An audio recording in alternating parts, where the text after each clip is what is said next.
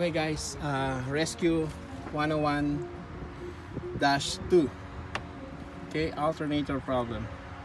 So I'm having a problem with this alternator, Dodge Caravan 2006.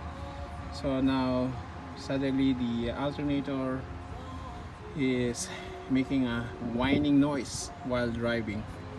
So the customers was worried about this, so now we have to replace the alternator. Okay, by the way, I'm very late to take a video on this, how I did the alternator for this caravan. So probably if you look at the engine, okay, the alternator is already out from there. So by the way, there is a 3 bolt on it. Okay, one in the side here and one is on the side right here, and the other one is on the bottom of the side of this alternator. Okay, in able to remove this alternator, you have to take out this EGR bulb.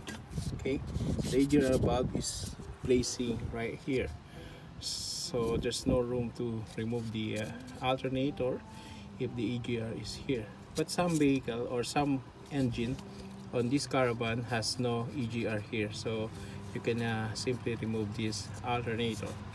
By the way, again, so the alternator connector has a lock here. So the red one, if you can see the red one here, it's a lock. So same as the connector for this EGR. So in able to remove the connector, before you press this, you have to pop up this red lock.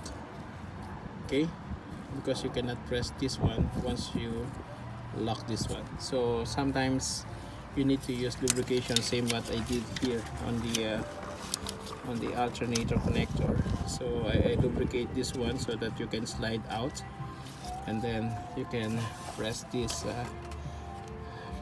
lock, then you can slide out from the alternator. So that's the only way to remove this alternator for this kind of engine or model of the vehicle. So hopefully you like this video. So by the way, if you want to know how much the labor for this, it's like around 1.2 something hours on that. So it's up to you how much you charge to the customers.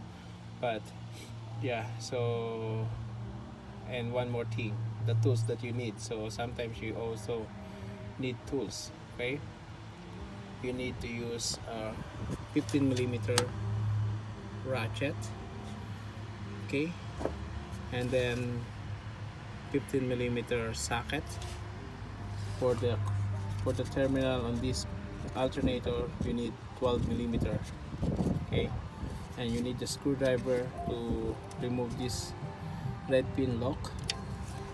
And what else? So I think that's all. So to remove the belt, to the tensioner, you need 1/2 drive ratchet or whatever that you can release the belt on this. Okay, hopefully it will help you, and please subscribe my channel at my 30. Okay, and see you next time.